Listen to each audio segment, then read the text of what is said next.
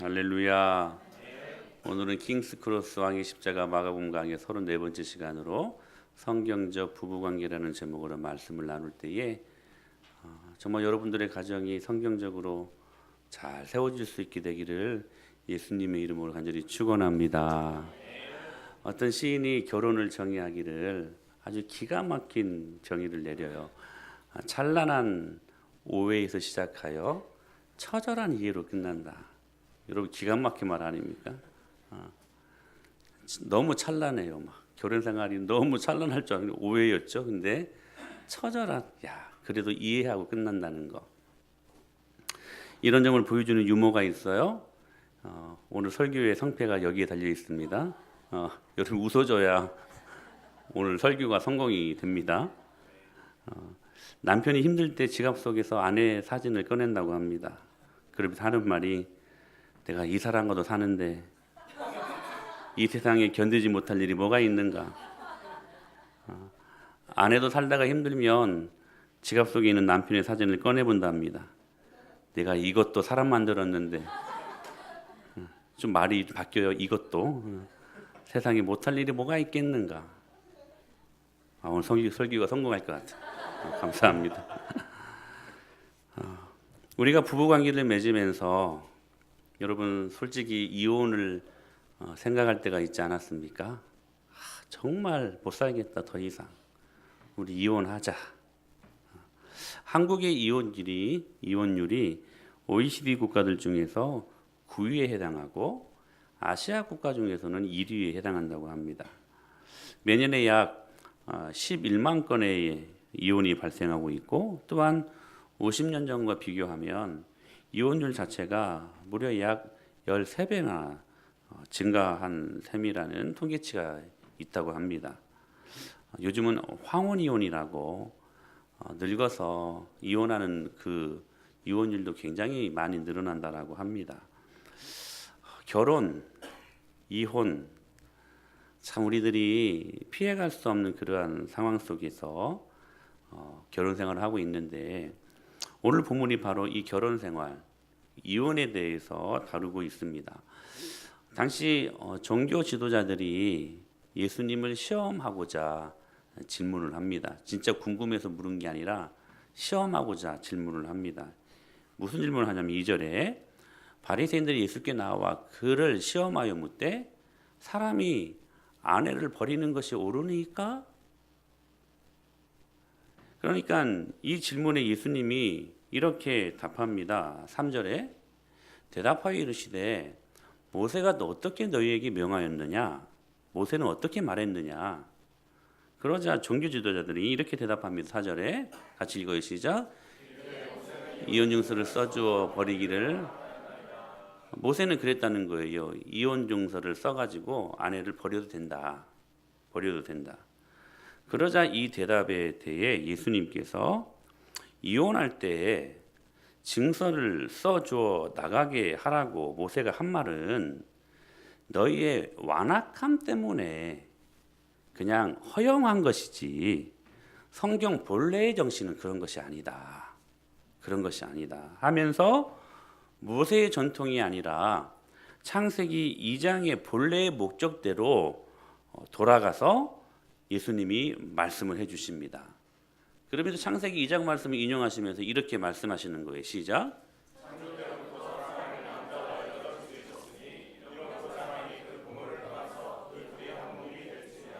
이러한 적 이제 둘이 아니요 한 몸이.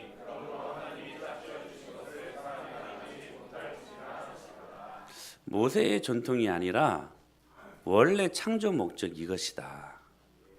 예수님이 창세기 2장 말씀을 인용을 하셔서 그들에게 정확하게 결혼이 무엇인가에 대한 내용들을 말씀해 주시는 것입니다. 오늘 특별히 이 말씀을 통하여서 결혼의 근본적인 원리가 무엇인가 하는 것을 우리가 발견하고자 합니다. 그 근본적인 원리는 뭐냐면 결합의 원리인데, 결합, 하나됨의 원리. 우리는 이 결합의 원리를 세 가지로 볼 수 있습니다. 하나는 뭐냐면 육체적인 결합입니다. 결혼 생활의 첫 번째 출발은 육체적인 결합이 있다는 것이에요. 우선 부부는 장소적으로 한 곳에 있는 사람이어야만 합니다. 아멘. 지극히 예외적인 경우를 제외하고 부부는 한 공간에 있어야 된다는 사실이에요. 그러니까 여러분 정말 예외일 수는 있지만 정말 어쩔 수 없는 상황이 있어서 그렇게 할 수도 있지만 그러나 기러기 아빠 이런 것들은 성경적이지 않습니다. 성경은 가정을 이루는 데에 가장 본질적인 중심을 부부라고 봅니다. 그러니까 부부 관계를 깨뜨리면서까지 자녀 문제를 말할 수 없다는 거예요. 그러니까 한 공간에 있어야 된다는 거.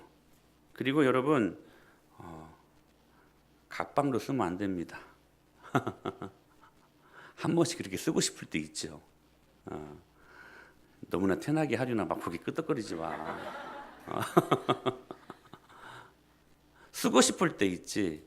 그런데 가정의 결합의 원리는 한 공간에 있어야 된다는 거예요. 제가 지난번 여름이 아니죠. 몇 월 달? 3월 달인가요? 휴가를 받아서 아주 좋은 곳에도 쉬고 왔습니다. 근데 호텔인데 이 싱글 침대가 이렇게 두 개가 있더라고요. 하나는 싱글, 하나는 더블. 제가 더블 쓰고 사모가 싱글을 썼는데 아주 좋더라고요. 막 뒤척거릴 때 옆 사람한테 피해 안 줄 수 있으니까. 근데 한 공간에 있어야 된다는 거. 공간을 달리해서 각방을 쓰는 것도 성경적이지 않다는 것을. 가끔 싸울 때 한 번씩 할 수는 있지. 근데 그걸 제외하고는 성경적이지 않다라는 것을 말씀합니다. 여기서 한 걸음 더 진전하면 육체의 결합은 장소적으로 한 공간에 있는 것뿐만 아니라 하나님이 우리에게 주신 아름다운 성을 통하여서도 그 부부가 한 몸으로 결합한다라는 것을 의미하는 것입니다. 그래서 부부 생활에는 반드시 이 육체의 결합이 있게 되는데 부부가 두 몸이잖아요. 남자, 여자. 그런데 이 육체적인 결합을 통하여 뭐가 된다? 한 몸이 된다는 것입니다. 이것이 바로 결혼 생활에 있어서 한 몸이 되는 결합의 첫 번째 요소라는 것입니다. 여러분 한번 잘 점검해 보십시오. 두 번째 요소는 뭐냐면 정서적인 결합입니다. 이것은 육체의 결합보다 훨씬 더 본질적인 것인데 부부가 함께 정서적으로 연합되어 있는 상태를 의미한다는 것입니다. 연합되어 있다는 거. 정서적으로. 육체적인 하나뿐만 아니라 정서적으로도 정신적으로도 남편과 아내가 들어오든지 나가든지 아무런 상관이 없고 있으나 없으나 아무런 느낌이 없는 그런 부분은 성경적이지 않다는 것입니다. 오히려 여러분 내 부부가 여러분 이 부부가요 자기 남편과 자기 아내보다 다른 남자와 다른 여자와 육체적인 결합은 없어도 더 말이 잘 통한다거나 그런 사람들 있잖아요. 더 정서적으로 이렇게 뭔가 통한다라고 생각하는 것이 있다면 그것은 여러분 이모션 어덜터리입니다. 정서적인 간음입니다. 하나님이 결혼이라는 제도를 통하여서 내 남편과 아내를 주신 것은 정서적인 결합까지도 이루어서 아름다운 가정을 이루어야 된다는 것을 함께 포함하는 의미라는 사실입니다. 그러니까 남편과 아내가 같은 관심사를 갖고 같은 생각을 하고 서로가 서로를 향하여 정신적으로 의지할 수 있고 정신적으로 필요로 하는 마음을 가지고 있어야 된다는 거예요. 그러니까 육체적인 결합뿐만 아니라 정서적인 결합도 이루어져야 된다는 사실이에요. 여러분 노력하셔야 돼요. 그러다 보면 우리가 한 번씩 떨어질 때가 있잖아요. 그러면 보고 싶어야 돼. 떨어져 있는 것이 좋은 분들 계십니까? 못 만나면 그리워야 돼. 정서적으로 서로를 필요로 하는 그런 관계에 이어야 한다는 사실이에요. 그러니까 상대방에 의해서 자신이 가장 가장 잘 이해되고 있고 또 자신이 그 상대방을 잘 이해하고 있어서 서로를 용납할 수 있는 그러한 결합이 부부의 결합의 두 번째 요소라는 것이에요. 그래서 여러분 서로 같이 살지만 요즘 저 외로워요 이런 말 나오면 안 돼요. 왜 외롭냐면 정서적으로 결합이 안 되기 때문에 그런 거예요. 같은 공간에 있습니다. 같이 잠도 잡니다. 그런데 외로워요. 그런데 슬퍼요. 왜일까요? 정서적으로 결합이 안 되었기 때문이라는 거예요. 이 성경적인 결합은 정서적인 결합까지도 포함한다라는 거예요. 근데 이것으로 충분하지 않아요. 성경적인 결혼 생활의 결합의 원리는 바로 세 번째, 영적인 결합입니다. 터치. 영적인 결합. 그러니까 무슨 말씀이냐면 결혼을 통해서 부부의 영적인 것들이 함께 결합되어야 된다는 거예요. 그러니까 그리스도께서 교회의 머리가 되시는 연합의 관계가 남편과 아내 사이에도 존재해야 된다는 거예요.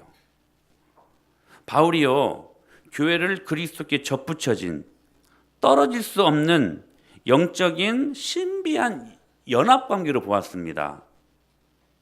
그리스도와 교회를. 즉 남편과 여러분 아내가 이런 종류의 연합이 일어나야 된다는 거예요. 여러분 이게 가장 본질적인 요소의 결합입니다. 즉 남편과 아내가 하나 될 수 있는 무엇인가에 구심점이 있어야 된다는 거예요. 그 구심점이 뭐냐? 예수님을 가정의 머리로 삼고 예수님을 가정의 주인으로 삼는 영적인 결합에 있다는 거예요. 그러니까 육체적으로 같은 공간에 있고 같은 생각을 갖고 같은 필요를 느끼고 서로를 좋아해도 영적인 결합으로까지 나아가지 아니하면 하나님이 원래 디자인하신 가정의 모습이 아니라는 것을 말씀하고 있는 것입니다. 그렇기 때문에 여러분 꼭 기억하십시오. 혼인이라고 하는 것은 하나님을 믿는 남자와 하나님을 믿는 여자가 하는 것입니다. 아멘? 여러분 이게 중요한 거예요. 그래서 남녀가 만나서 육체적으로 하나가 되고 정신적으로 하나가 되고 영적인 면에서도 하나가 되어야 진정한 한 몸을 이루는 하나님이 기뻐하시는 결혼 생활이 될 수 있다는 사실입니다. 여러분들은 이 세 가지 요소들 중에 어떤 면에서 결핍을 경험하고 계십니까?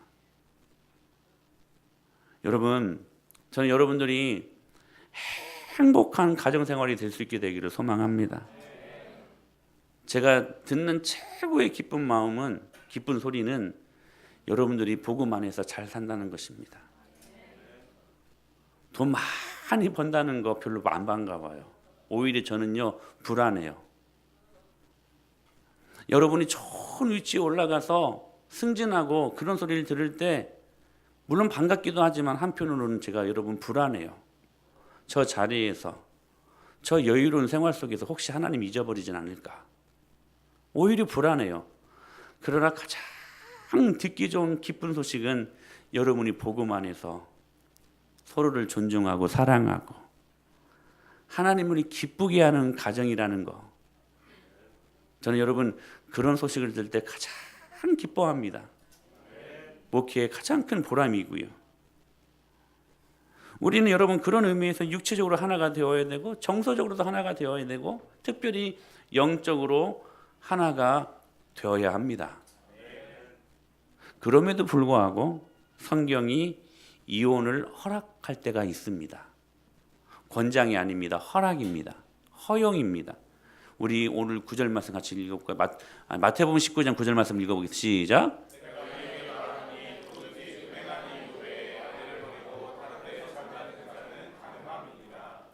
그럼에도 불구하고 성경이요 이혼을 허락할 때가 있어요.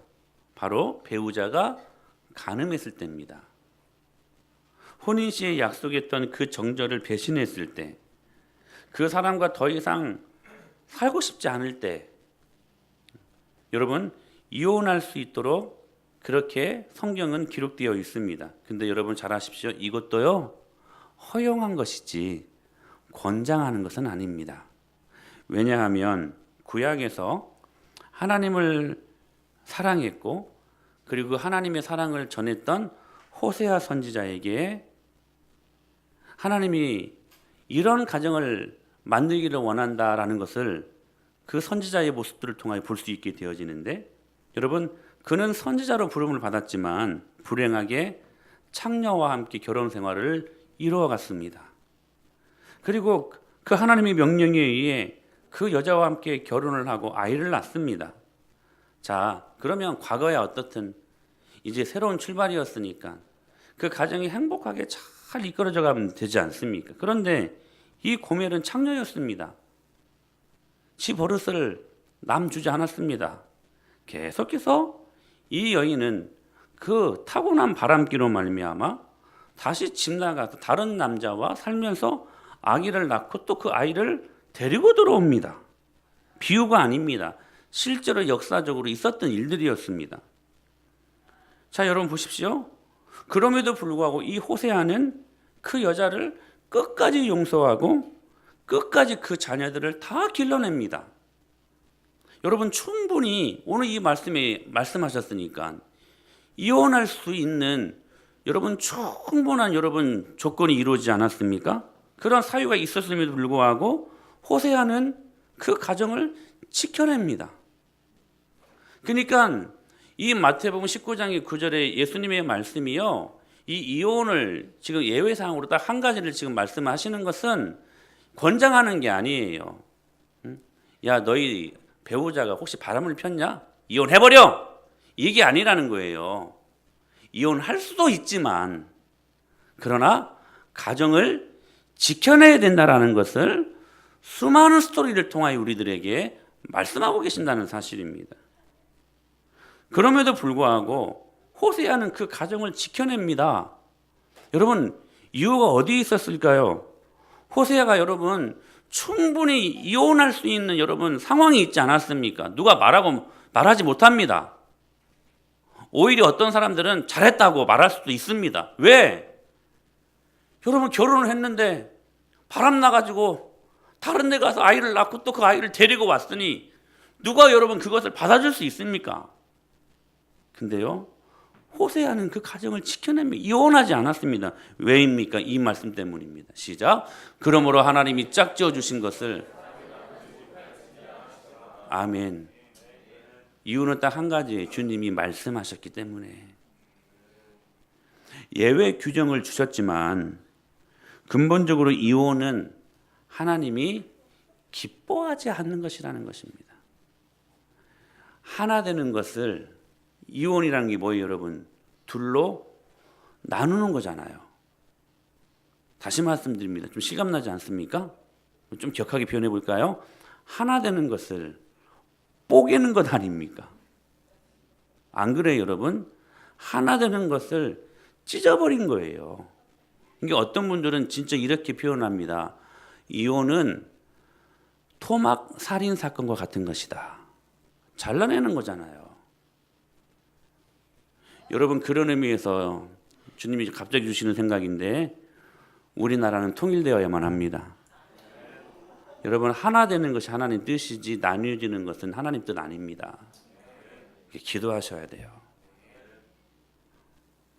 예외 규정은 분명히 말씀해 주셨지만 근본적으로 이혼은 하나님이 기뻐하지 않는 거라는 거예요.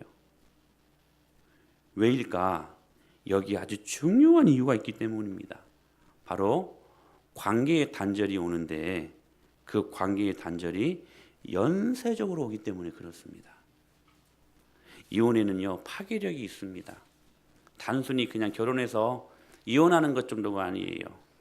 관계가 파괴되는데요 연쇄적이에요. 첫 번째 바로 하나님과의 관계가 파괴됩니다. 아주 예외적인 경우를 제외하고는 대부분의 경우 이혼한 즉시 우리 영혼의 깊은 어두움을 경험할 수밖에 없다는 거예요. 종종 이혼을 하고 나서 매우 홀가분하게 생각하는 지체들을 보게 되는데, 그러나 그것은 여러분 이혼을 하고 난 다음에 느끼지는 그 홀가분한 생각은 여러분 참된 평화에서 오는 홀가분함이 아닙니다. 평화에는 두 가지가 있습니다. 하나는 뭐냐면 영적인 싸움을 싸우고 그래서 이겨서 오는 진짜 평화. 또 한 가지 평화는 자신을 죄에 양보하는 데서 오는 위장된 가짜 평화가 있습니다. 여러분, 하나님과의 관계가 파괴되는데 어떻게 진짜 평화가 일어날 수 있겠습니까? 여러분, 가장 무서운 것이 하나님과의 관계 속에서 일어나는 단절 아니겠습니까? 여러분, 면밀히 점검해 보십시오. 여러분의 가정이 하나님과 친밀한 관계를 맺고 있는가? 육체적으로 하나가 되고 정서적으로 하나가 돼도 영적으로 여러분 결합을 이루지 아니하면 하나님과의 관계 속에서 진정한 평화는 없습니다. 여러분 이거 기억하셔야 돼요. 오늘 9절 말씀, 그러므로 하나님이 짝져 주신 것은 사람이 나누지 못할지니라 분명히 말씀하셨는데 이 말씀을 지키지 않았기에 일어나는 수직적으로 일어나는 하나님과의 관계가 파괴된다라는 거. 여러분 인생에 진짜 흑암 아닙니까? 여러분 아담과 하와가 선악과를 따먹는 날에는 반드시 죽으리라. 여러분 죽었습니까? 육체적으로는 안 죽었어요. 여러분 근데 에덴 동산에서 쫓겨납니다. 여러분 무슨 죽음을 의미하는 거예요? 영적인 단절에서 오는 여러분 끊어짐이었어요. 여러분 우리 예수님이 십자가를 못 박히시기 전에 매달리기 전에 제자들한테 기도하다가 이런 표현을 씁니다. 제자들아, 내가 지금 죽을 지경이 됐다. 죽을 지경이 됐다. 그게 겟세마네 동산에서 기도했던 내용이었어요. 나 지금 죽게 생겼다. 죽을 지경이 됐다. 왜일까요? 십자가가 무서웠기 때문에? 아닙니다. 예수님이 아셨어요. 십자가에 못 박히시는 그 시간들 동안 성부 하나님과의 그 관계가 단절되는 것을 알았기 때문에 성부 하나님과 성자 예수님이 여러분 친밀한 그 관계 속에서 있었던 그 관계가 끊어질 것들을 생각하니까 죽을 지경이 되었다라고 고백하셨던 것입니다. 사랑하는 여러분, 하나님과의 관계가 단절되는 것처럼 무서운 것이 어디 있겠습니까? 그런데 이혼은 그 하나님과의 관계 속에서의 단절되는 그 파괴가 일어난다는 사실이에요. 그러니 두 번째 오는 관계 파괴가 있는데 자녀들의 인생을 파괴합니다. 부인할 수 없는 것입니다. 혹 어떤 이들이 이렇게 물을지 몰라요. 한 여자로서 느끼는 그 행복이 어머니라는 이름 때문에 무시되어야 합니까? 페미니스트들이 하는 주된 말들입니다. 어떤 남자는 이렇게 말합니다. 한 아버지로서의 나의 의무가 내 행복보다 앞설 수 없습니다. 그러려면 뭐라고 결혼했어? 여러분 안 그렇습니까? 너무 이기적이고 너무 무책임한 말 아닙니까? 혹시 결혼 생활을 하다가 한 번 정도는 다 그런 생각을 해봤을 것 같습니다. 이혼을 생각하고 있는 자매들이 있다면, 혹 결혼 생활을 하다가 이혼을 생각하고 있는 형제들이 있다면 지금 회개하고 그 생각을 고치십시오.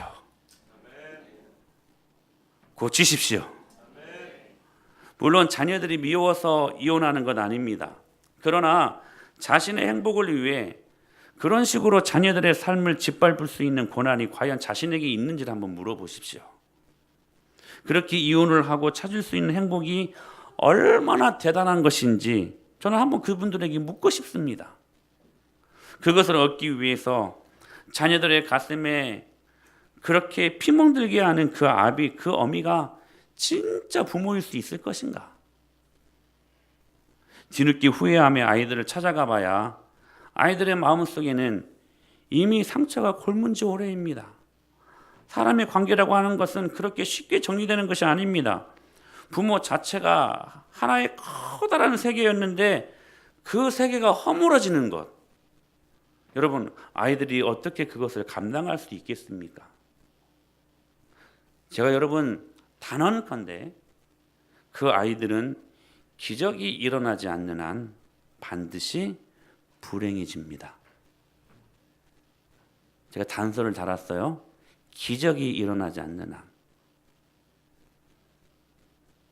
반드시 이혼한 자녀들은 불행하게 되어 있다는 거예요. 참 감사한 것은 저는 그럼에도 불구하고 여러분들의 가정들이 이혼과 상관이 없는 가정들이게 제가 이렇게 또 쉽게 말할 수 있는 것 같습니다. 그러나 우리 안에도 이런 일들이 일어날 수 있음을 간과하지 마십시오. 간과하지 마십시오. 자녀들의 인생을 파괴합니다. 파괴합니다. 세 번째, 자 보십시오. 하나님과의 관계를 파괴하고 자녀들의 인생을 파괴하고 그리고 최종적으로 자신의 인생을 파괴합니다. 여러분, 자신의 인생을 파괴한다는 뜻이 무엇일까요? 저를 보세요. 이혼을 결심할 때에 이것으로 내 인생을 끝장내겠다고 말하는 사람들은 없습니다. 왜냐하면 사람들이 이혼할 때 또 다른 새 출발을 꿈꾸기 때문에 그렇습니다. 여러분 그러지 않습니까? 이혼할 때 나 이제 끝났다, 그냥 죽자 이게 아니지 않습니까? 이혼하고 나면 또 다른 새로운 관계를 찾으려고 여러분 그렇게 노력하지 않습니까? 그런데 문제는 뭐냐면 한 가정을 깨뜨렸다는 그 가책, 그리고 내 아이들을 버렸다는 그 가책은 쉽게 사라지지 않습니다. 여러분 그것이 어떻게 새로운 출발이 될 수 있겠습니까? 사단의 좋은 올무가 되는 것이죠. 평생 여기에서 자유롭지 못합니다. 그래서 자신을 사단이 올무로 가둬버립니다. 그래서 여러분 평생 복음의 자유를 경험하지 못하고 거기에 갇혀서 자유롭지 못하는 삶을 살게 된다는 것, 결국 자신의 인생을 파괴한다는 사실입니다. 자, 하나님과의 관계를 파괴합니다.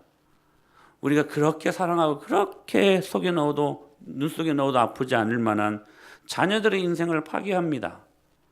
그리고 결국 자신을 파괴합니다. 이게 이혼이 주는 파괴력인데, 그러면 오늘 성경이 이것을 원치 않는 것인데 그러면 어떻게 하라고 하는 것일까? 어떻게 하라고 하는 것일까? 여러분 그 이유가 무엇이든 이혼은 이렇게 아픈 것들인데 그러면 성경은 뭐라고 바른 생활을 유지하는 방법을 말씀하시는 것일까? 여러분 다른 방법이 없습니다. 다른 방법이 없습니다. 딱 한 가지 여러분들에게 그 대안을 드립니다. 여러분 이혼하고 싶을 때, 더 이상 결혼 생활을 유지하고 싶지 않을 때 참으십시오. 답은 그거밖에 없습니다. 우리 이제 신혼부부들은 아직 안 그렇죠? 너무 좋죠. 막 1년만 지나봐봐.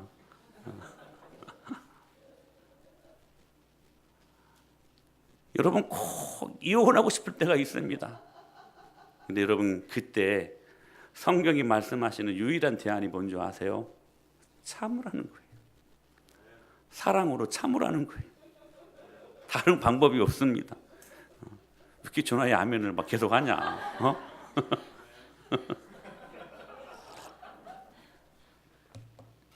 근데 중요한 게 이거예요.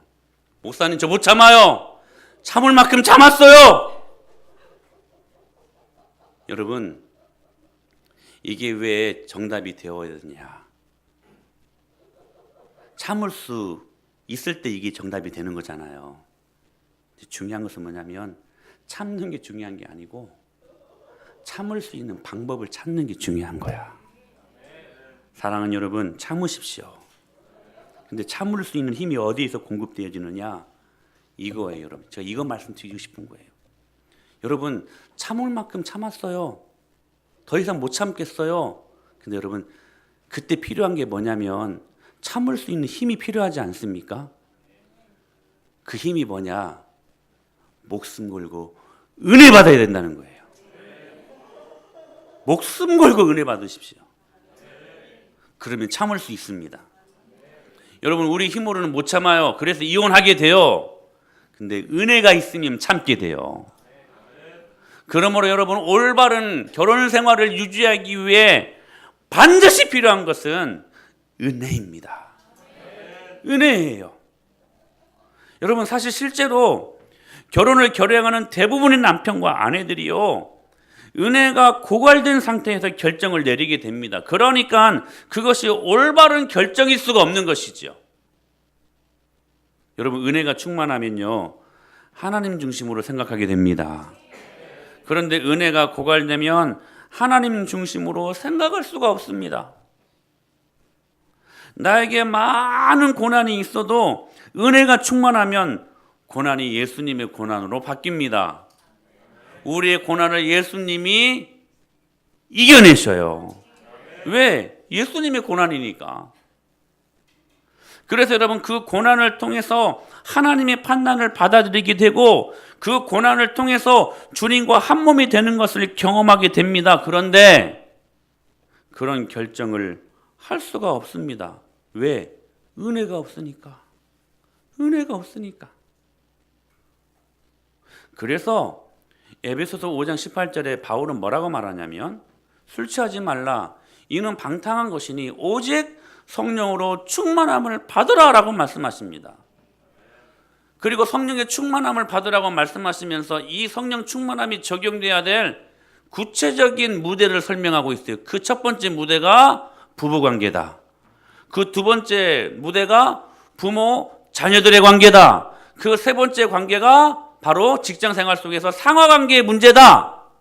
이 모든 관계에 뭐가 흘러가야 된다? 성령 충만, 즉 하나님의 은혜가 흘러가야 된다. 사랑하는 여러분, 모든 관계 속에 은혜 있으면 됩니다. 모든 문제는 뭐냐면 은혜 없기 때문에 나뉘어지는 거예요. 은혜 없기 때문에. 그렇게 가정을 지키려고 애를 써도 내게 은혜의 자원이 부족하면 남편의 허물과 아내의 잘못이 걸러지지 않고 그대로 보입니다. 은혜가 고갈되면 그래서 마지막에 남는 것이 자기 사랑이기 때문이라는 사실이에요. 자기 위주로 생각하니까. 그래서 그 허물 때문에 남편이 미워지고 그 허물 때문에 아내와 살기 싫어지는 것입니다.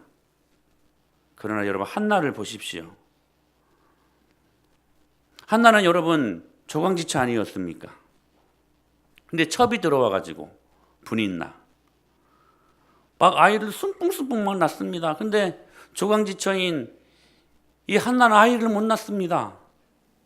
근데 이 분인나가 지가 아기를 낳는다고 이제 약 올려요. 여러분, 얼마나 힘들었겠습니까?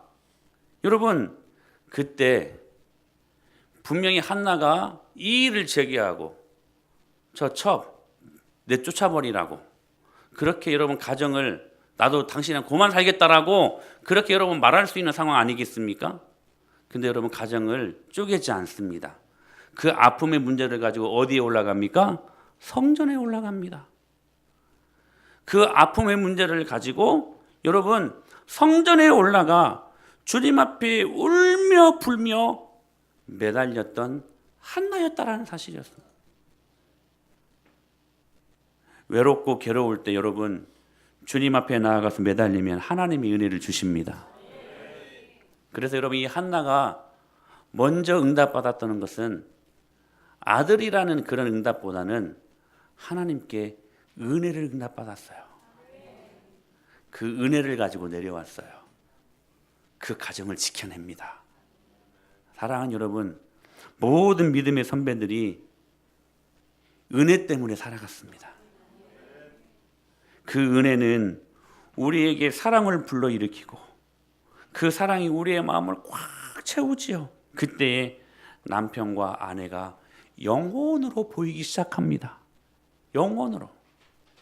여러분, 아가페 사랑이 충만해지면 남편의 허물이 남편과 나뉘어져서 보이기 시작합니다.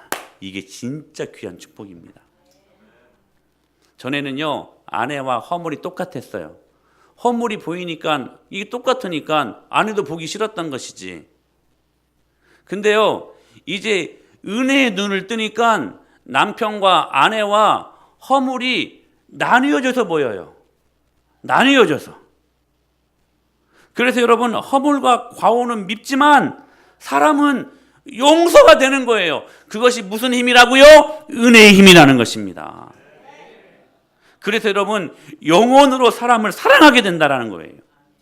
이게 바로 은혜를 받고 모든 가정의 위기를 넘긴 모든 사람들의 공통된 간증거리들이라는 사실이에요. 이혼을 생각하는 사람들이 이혼을 결심하게 되는 것은 거의 죽음의 복음과는 결심입니다.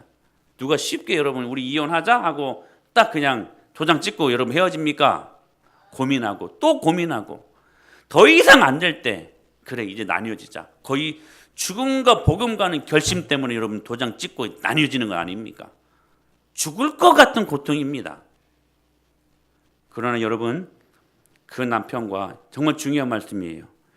그 남편과 헤어져야 하겠다는 그 결심을 하기 전에 그 아내와 갈라서야 되겠다는 그 결심을, 그 죽음과 복음과는 결심을 하기 전에 제가 여러분들에게 요청하는 건 이겁니다. 목숨 걸고 정말로 죽음과 복음과는 그러한 결단을 갖고 하나님 앞에 한번 매달려 봐야 되겠다라는 결심이 있어야 되지 않겠습니까? 이혼을 누가 쉽게 해요, 여러분?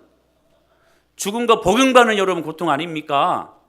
그렇다면 우리 한 번밖에 없는 그 인생, 여러분 죽음과 복음과는 그 결단하는 마음을 갖고 주님 은혜 아니면 안 됩니다. 하나님 우리 가정을 살려주시옵소서. 정말 죽음과 복음과는 그 결단을 갖고 주님께 한번 매달려 봐야 되지 않겠냐는 거예요. 근데 우리에게 그런 요소가 없어요. 그런 몸부림이 없어요. 하나님, 우리 가정을 어떻게 해야 합니까? 사랑할 수 없는 내 아내와 사랑할 수 없는 내 남편을 어떻게 해야 됩니까? 이걸 가지고 하나님 앞에 사생결단하고 누가 그랬던 것처럼 한나가 그랬던 것처럼 하나님 앞에 매달려야 한다는 사실이에요. 그때 여러분 기적이 일어납니다. 여러분 그때 기적이 일어나요. 여러분 근데 그 기적이 뭐냐면 하나님의 은혜로 상대가 바뀌는 게 아니라 내가 바뀌는 거야. 내가 바뀌는 거야. 내 시각이 바뀌는 거예요. 내 남편이요 그렇게 불쌍해 보일 수가 없어요. 뭐에 눈을 뜨니까? 은혜의 눈을 뜨니까. 은혜의 눈을 뜨기 전에는 그렇게 보기 싫을 수가 없어요. 상종하기가 싫어요. 그런데 은혜의 눈을 뜨니까 그렇게 남편이 불쌍해 보일 수가 없어요. 은혜의 눈이 떠지니까 그렇게 아내가 가여울 수가 없는 거예요. 그 은혜가 내 안에 있으면 여러분 아이들에 대한 사랑 때문에 부모들은 목이 맵니다. 그래서 정말 중요한 것이 뭐냐? 은혜가 필요한 거예요. 은혜가. 제가 묻고 싶으면 여러분 가정 안에 은혜가 있습니까? 여러분 다른 건 몰라도 은혜가 있어야 돼요. 가정이 공고하고 어려울수록 육체의 편안함을 따르지 말고 주님의 은혜를 구하십시오. 그 은혜는 모든 상황과 모든 환경을 이기는 능가하는 능력입니다. 여러분 은혜를 과소평가하지 마십시오. 은혜 있으면 이깁니다. 모든 것이 다 있어도 은혜 없으면 죽습니다.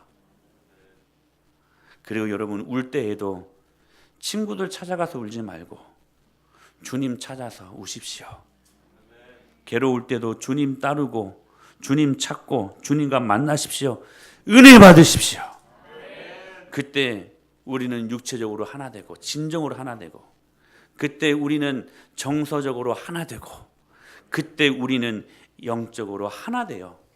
하나님이 오늘 우리들에게 디자인하신 그 가정의 아름다움을 경험하며 이 땅 가운데 주님이 주시는 귀한 축복을 경험하면서 이 세상을 살아갈 수 있게 된다는 사실입니다.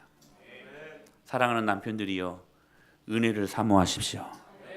사랑하는 아내들이여 은혜를 사모하십시오. 그 은혜 있으면 이깁니다. 할렐루야. 그 은혜로 하나님의 귀한 축복을 받는 저와 여러분의 인생들이 될 수 있게 되기를 예수님의 이름으로 간절히 축복합니다.